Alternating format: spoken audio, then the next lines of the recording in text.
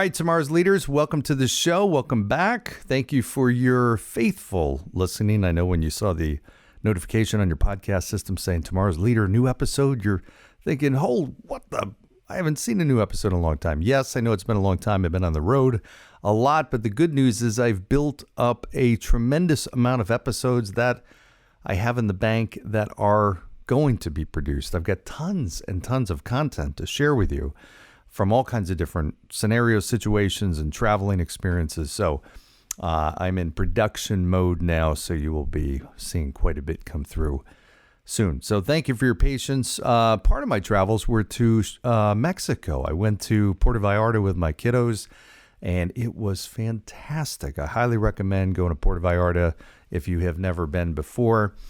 This was my third time there, first time with the kids at an age where they could really enjoy it. So we had a ton of fun. And one of the things that we did was this beach excursion, or this hidden kind of beach area. Beautiful, beautiful place. Take a boat to this kind of remote, secluded area and spend the day there doing all kinds of stuff, swimming, relaxing in hammocks and kayaking and all kinds of stuff. You could do scuba diving.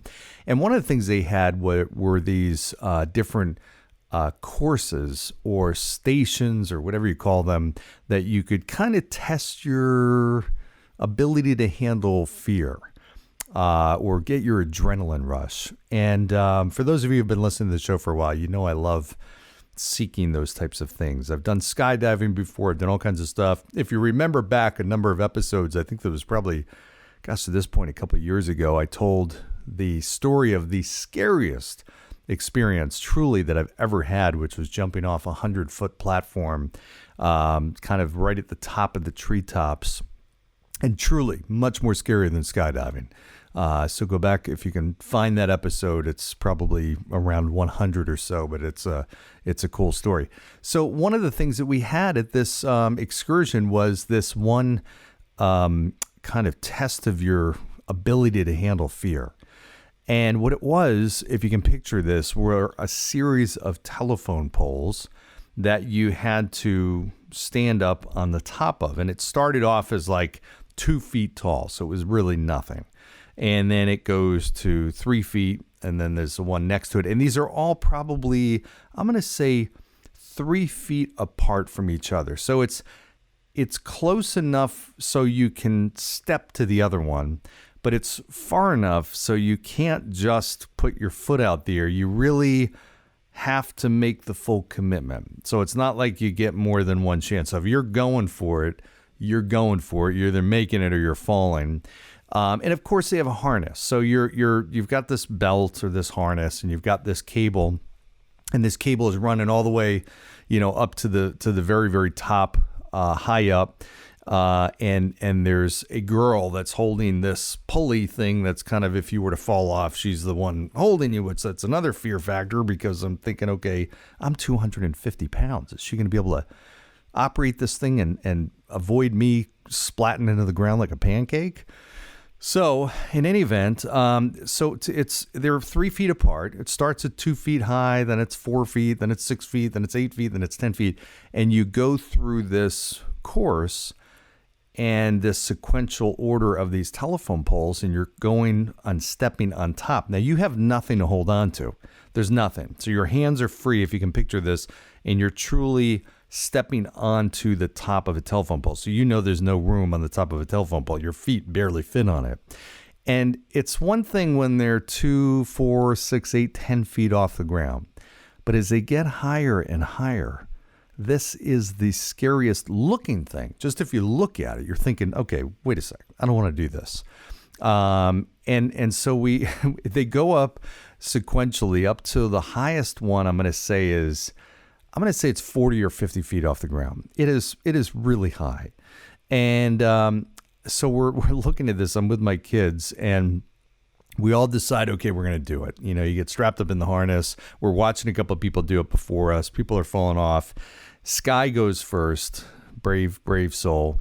And she makes it up maybe 4, I'm going to say, like maybe up to the 8-foot type of thing. And then she jumps off and, just kind of freezes up there. So that sets the tone for this. And then Nick goes, and I'm honestly, I'm watching Nick do this thing, and he's wobbling as he goes. Now he gets up to the 8-foot one and then the 10-foot one. And again, you kind of got it. You're not jumping, but you're really making a full commitment. Once you put your foot out there, again, you can't just kind of feel it and see if you get your balance. You really have to make the full commitment. So he goes to the 10-foot, then he goes to the 12-foot, then he goes to the 14-foot, 16-foot, 18-foot, 20-foot. And I'm seeing now at this point, he's about halfway through the course, these telephone poles are wobbling. I mean, he's literally standing on the 20-foot one and it's swaying back and forth. And he's like yelling. He's like, ugh, and he just can't. He's like, okay, I don't think I can go anymore. And he's halfway there, and we're cheering him on and stuff like that. And he takes another step, and he makes it to the 22-foot, then the 24-foot, then the 26 and the 28. And now he's up past 30. He's almost there. He's probably got 5 or 6 more to go. And he gets all the way to the very one before the last one. Now, this one is truly terrifying looking, because it just seemingly looks even like a further, like they've spaced it out even further. This one actually looks like you have to jump to really get to it. And sure enough, I'm watching him, and he musters up the courage, and he does it. And he makes it all the way to the end, makes it to the top. And then he jumps off, and, we're high five and super pumped. Well, I'm watching this. I am now terrified. I am truly shaking like a leaf. I don't want to do this thing. I really don't. And then something just like went through my mind. I'm like, you know what? I'm just going to do this, because part of what I saw him do was, as he stopped and waited and stood there and swaying back and forth, his fear was like elevated, and it kind of froze him. And that's what happened with Sky. So I'm like, you know what? I'm literally just not going to think, and I'm just going to go from one to the next, to the next, to the next. And I'm just going to do it reasonably as fast as I can. I'm not going to run and jump. I'm going to do it, though, without hesitation. And I just went from one to the second, to the third, to the fourth, to the fifth. I got all the way to I had 1 or 2 more. I hesitated a little bit, but I just made that last final leap, and barely, terrified. I'm standing up on this last one, swaying back and forth, almost in disbelief, that I went that fast. And then I jumped off and landed safely, and this and that, and just unbelievable feeling.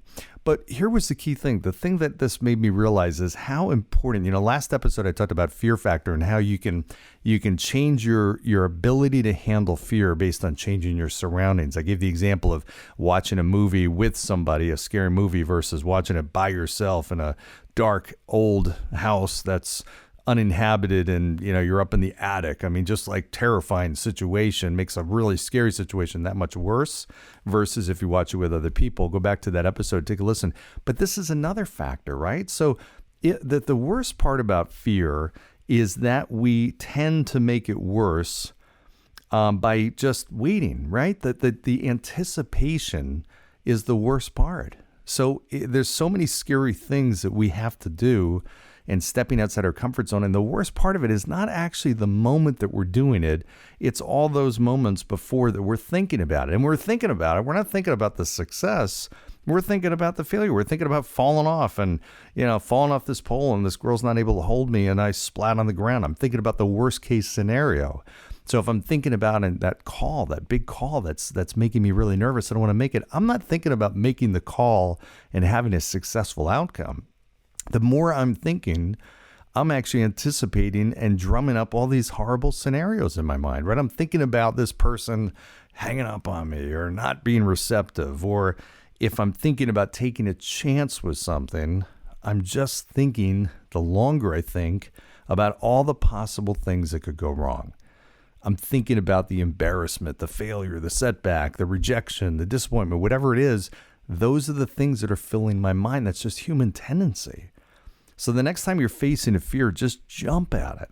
You know, we've had all kinds of situations. I know you guys, I'm doing this and you're listening to this, you're thinking, yeah, you know, there's tons of times either I chickened out and never did anything, or I waited so long that it ultimately, I didn't have the success I could have had. I remember a point, I remember in my career, I was early in my leadership career, and I was in a meeting with people that were well above, I was kind of the lowest rung on the totem pole in this meeting.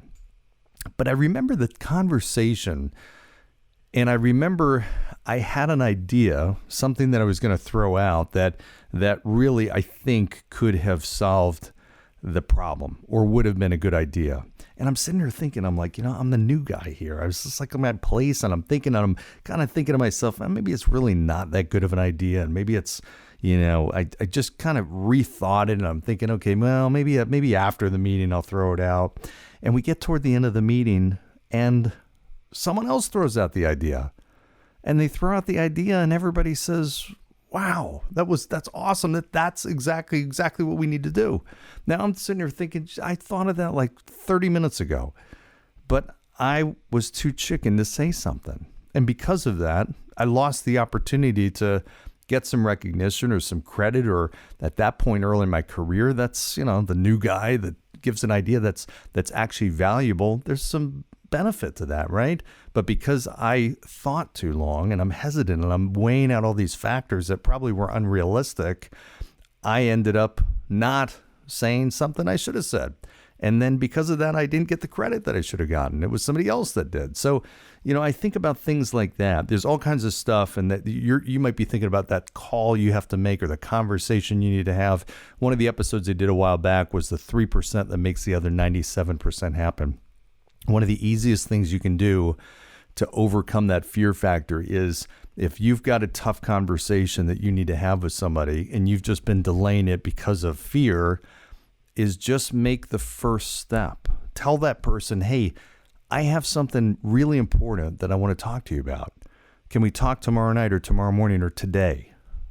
And once you've said that, you've now committed, right? That person's not going to let you off the hook and say, wait a sec. You can't chicken out of it at that point, right? So you can take that small step, which is that 3% that makes the other 97% happen. And whether it's, you know, you're asking your boss for a raise, or you're trying to get a promotion, or trying to ask somebody out, or you're telling somebody, giving some tough feedback, whatever it is that you're delaying, ultimately that's making it worse. And just commit. Take that first step. Hey, I got something I really want to talk to you about. I got an important question I need to ask you. It's interesting because the people that face fears, here's the thing that happens. I get asked a lot of times, how do you increase your confidence? And that's a big one, right? If you could take a pill that would give you 3 times the confidence you have right now, your whole life would change. I mean, it would transform. It wouldn't just change, it would transform.